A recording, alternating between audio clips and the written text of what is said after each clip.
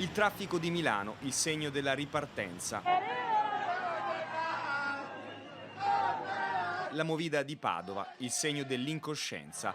L'Italia del nuovo inizio è in questi due filmati. Il ritorno al lavoro, attento, disciplinato, la festa senza regole, sprizza la mano con la mascherina abbassata. Immagini che hanno provocato l'ira del governatore Zaia, che si è detto pronto a chiudere bar, ristoranti e spiagge. Un appello alla responsabilità arriva anche da Palermo dal sindaco Orlando dopo questo video girato alla Vucciria.